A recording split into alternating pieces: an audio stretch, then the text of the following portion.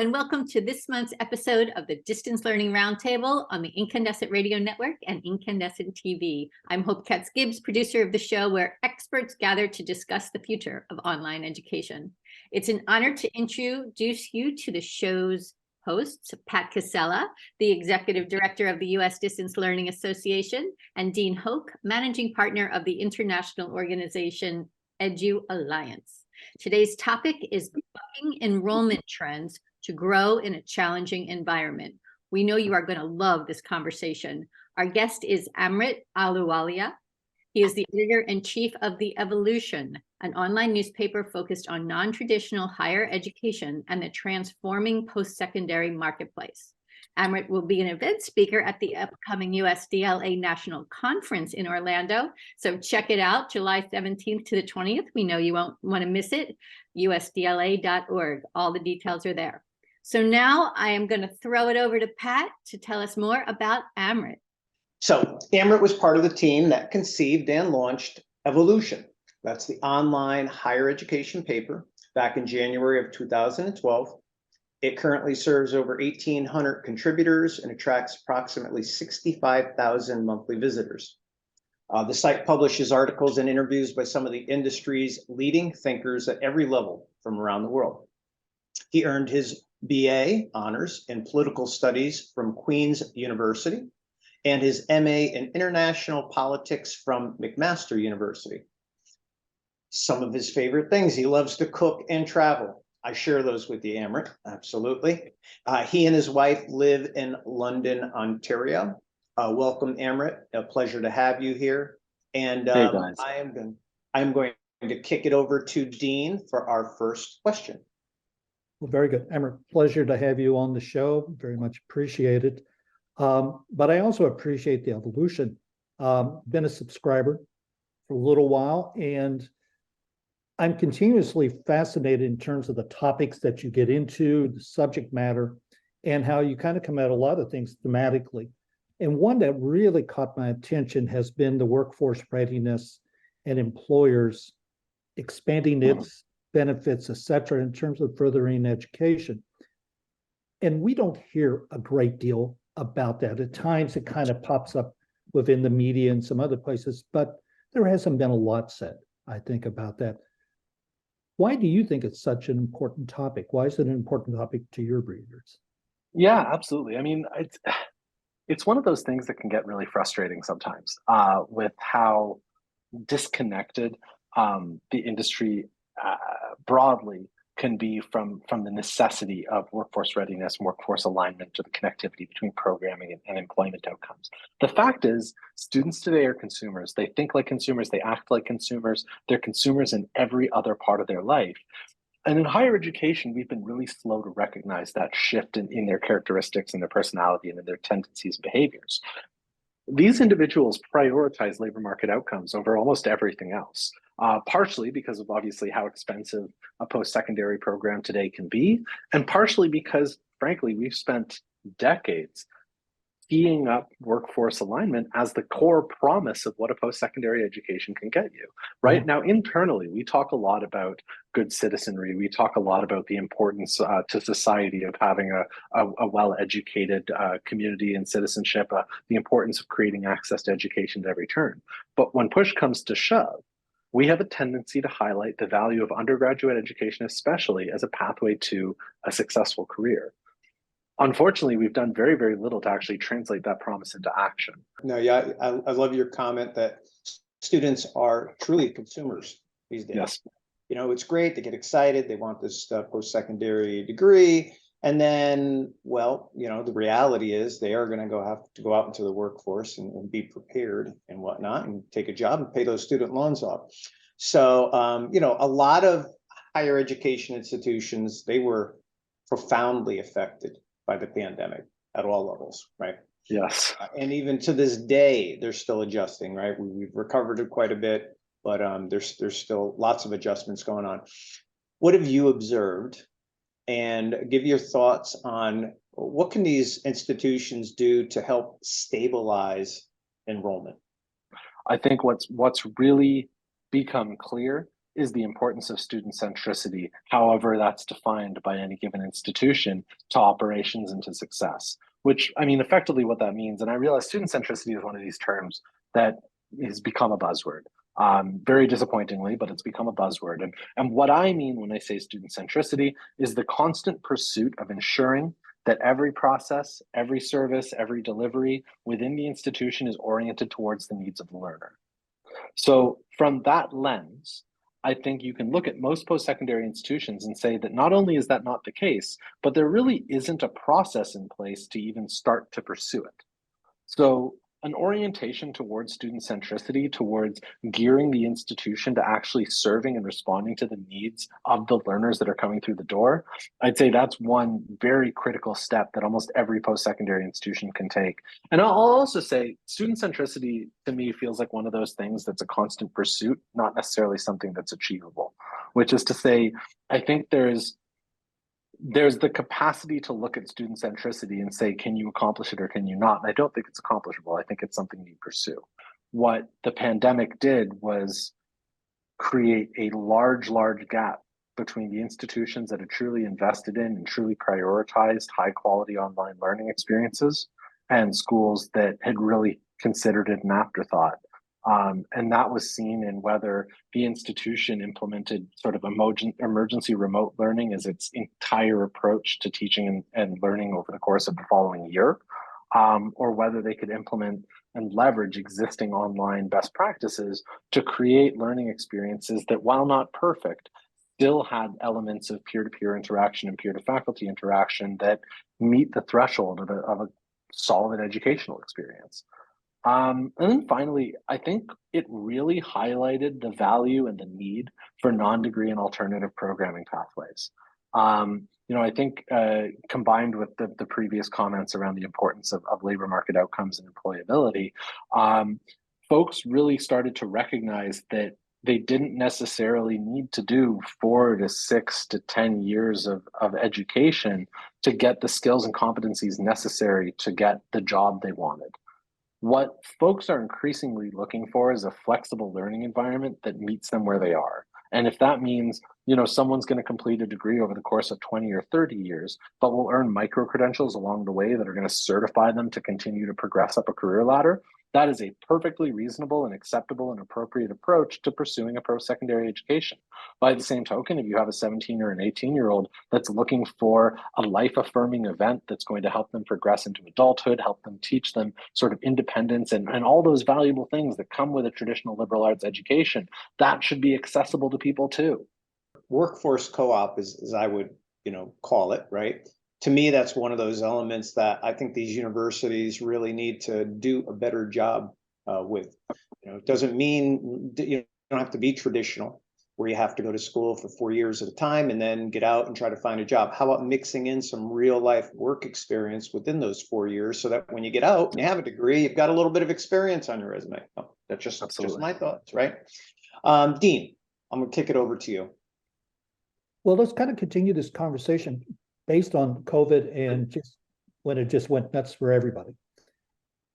And what comes to mind is that we've heard of a lot of examples of what went wrong. But I'm very curious from your perspective and your experience. Others took this on and were successful. They've done new things. Can you give me some examples of schools that have done different things and been successful with it? Talk about that a little bit. Yeah, so I think there's a number of schools that have tried a number of different pathways to establish success through their own lens. And it's really important to frame out, when we talk about success, when we talk about the anecdotes and experiences of different learners in different institutions, these aren't universal answers, right? These are experiences that made sense at a particular institution at a point in time that allowed them to be successful. But there's lessons there and there's consistent themes there that I think make sense across the board. So for institutions that have an orientation towards doing high quality non-degree programming, how do you ensure that learners understand what that non-degree programming means? And how do you make it easy for them to find, enroll in, and attend the programs that are right for them at a point in time? for individuals that are, from Ferris to State perspective, are just trying to get to the website to understand what's available to them. How do you make it easy for them to navigate a 70,000 page website? Implement basic website personalization, which is common in other industries. For Ivy Tech, it's a question of how do we make our entire academic model fit the learners that are trying to come through the door? And then how do we build a communications platform on top of that to keep them engaged? All these things come back to that similar common thread, which is how do we design a strategy and how do we design an experience that's actually tailored to the learners that we're serving? And that's what student centricity means. When I talk about student centricity, that's what I'm talking about. Gotcha. Pat? No, thanks, Dean, and thanks, Amrit. Now, keeping on this topic here, and we shifted a little bit towards student engagement, right? How do you keep the student engaged? Not just with, making it easy for them to register and whatnot and get into a course, but, in both a physical classroom and a virtual classroom, how are you keeping these students engaged these times? Have you seen good examples of schools that have excelled in this area?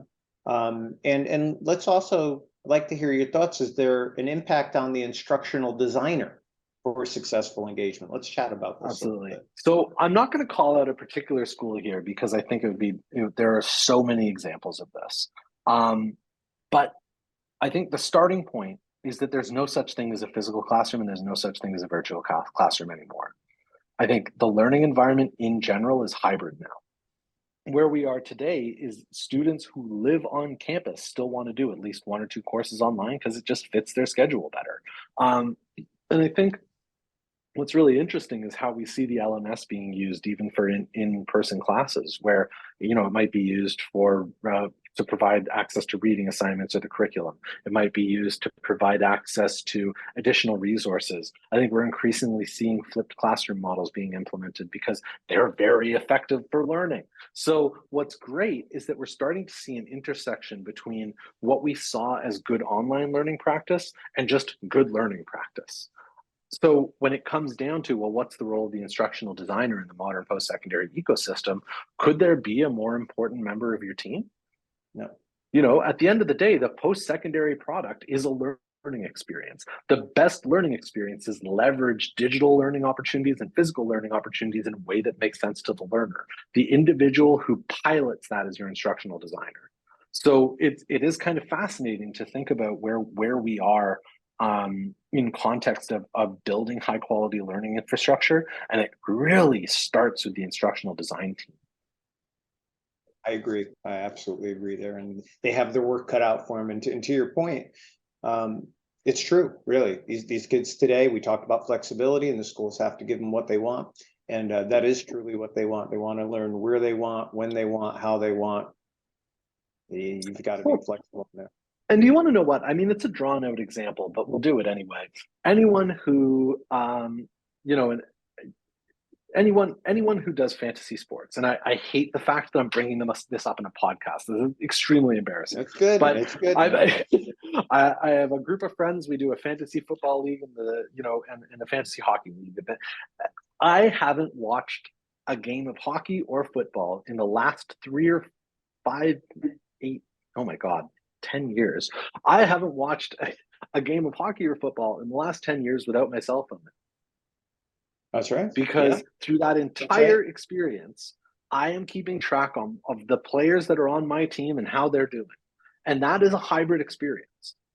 Good point. Right? That is a foundationally hybrid experience. And I think that when you think about the way that anyone, regardless of whether they're, again, like 17 years old, whether they're 14 years old, whether they're 40 years old, whoever the individual is, the way that we interact with our physical world is with virtual components. It's with bringing elements of hybridization to every single thing we do to ameliorate it. Agreed. Dean, keep the sports theme going.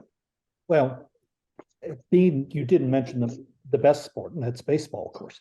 But anyhow, but also kind of staying with your analogy. A lot of this started, in the world of sabermetrics and things like that. Mm-hmm. And of course, one of my favorite movies is Moneyball. Okay, it talks about Oakland A's and talks about Billy Beane and the beginnings of the sabermetrics thing and Bill James' seminal work. in that field. Now, why does this fit in education? Well, there actually is a bit of logic to it, because in the movie, Bean basically says, adapt or die. And when he is fighting with his coaches and things, and frankly, I see that analogy at times within the field of higher education. It's one thing, you've been talking about a lot of community colleges, a lot of state universities, and groups that have considerable resources behind them. What I worry about are the smaller schools, the private schools, Yes. and they don't have the same level of access. What can they do? What can they take the approach of adapting or frankly dying? Look, it's a really upsetting situation when you think about what's happening to the fabric of higher education in the United States right now, because what makes higher education in the United States great is the diversity of opportunity, the diversity of choice that exists for learners. There are 4,600 accredited post-secondary institutions in the US. There is a perfect college or university for everyone. Who are the people in your community that need access to learning that don't have it? What are the employers who in your community looking for when they're trying to figure out, how do I build success for the demographic of learners that I want to be serving? And here's a stat: 39 million Americans have had some college experience without earning a credential. What are we doing to create pathways for them? What are we doing to create pathways for individuals who aren't necessarily interested in earning a degree, but enrolled at a boot camp because they promised a career outcome? What are we doing for local employers who are saying that their workforce doesn't have the skill set they need to be successful, but geez, I'd really rather just upskill them and train them than hire an entirely new staff or offshore, right? These are the things that post-secondary institutions who have an adaptability mindset can do without massive investment. It's just a question of priorities and shifting strategy. Amrit, I know you've had your finger on the pulse of education with the magazine for a long time. In your thoughts, where are we headed? What surprised you first of all about the evolution that we have seen? And what do you think? And I know we just started talking about universities merging, and by 2037 and more than, and I see it happening. What's going to be the next big thing that we're talking about? I have the massive privilege of working exclusively with leaders in the post-secondary space that are passionate about creating change. So since we launched, all I've ever done is talk to folks that are as frustrated as I am that the post-secondary space is moving slowly. We were publishing about micro-credentialing in 2012. We were publishing about competency-based learning in 2013. We were publishing about, all these things that are suddenly become the value of instructional design, I think, was a 2012 article published. We've been talking about these things for well over a decade. That's right. And I would say the thing that frustrates me most is that to some extent, we still need to have the same arguments, those same conversations. Now, in terms of where we're going, again, for folks in this space, there's not going to be anything new or exciting or transformational about it. I think it's really a matter of figuring out what does our community need and how can we, the institution, adapt to deliver it. I think for the most part, that's going to look like competency-based micro-credentials. I think we're going to see a significant increase in the number of competency-based micro-credentials on offer. I think we're going to see a tight alignment between those micro-credentials and either existing or in development degree programs so that individuals can have lifelong learning pathways that lead them to 2 degrees over time in a way that's flexible. That's what I think the future looks like for us. But the road there is not smooth. And when the road's not smooth, we all know you can't drive fast. And there could be the problem, we want to see change, been talking about things for a decade. Well, when the road's not smooth, you can't go fast. What can you do? Yeah. You've got to. That's a millennial old industry. It is, and you've got to be there for the duration. And how do you handle the duration? You got to be able to adapt. As Dean was just saying, right? Adapt or die. So, you have to be around for the long haul. You can't go as fast as you really want because the road isn't smooth. You can either get a smoother road, that could be something we talk about, or you have to be built for duration. Mm-hmm. And that could lead us to who's going to survive over the next 5 years. Yeah. This is excellent, excellent. Hope, I'm going to turn it over to you for closing notes. Another fascinating conversation. I love it. Amrit, you are just a wealth of knowledge. Gosh, fascinating. The EvoLLution is indeed a wonderful publication. I have been following you as well, and we're just thrilled to have you here. We're thrilled to have you at the U.S. Distance Learning Association as one of our keynote speakers. So July 17th to the 20th, everybody, USDLA.org. Get your tickets now. It's going to be fascinating and wonderful. So thank you all. Thank you, Pat. Thank you, Dean. Thank you, Amrit, for another wonderful episode. This is our May episode, May 2023. Check us out, distancelearningroundtable.com, and you can watch our videos on distancelearningroundtable.tv. So thank you. I'm Hope Katz-Gibbs, so thrilled to be producing this show. We will see you all next month. Take care. Thanks, everybody. Thanks, everyone.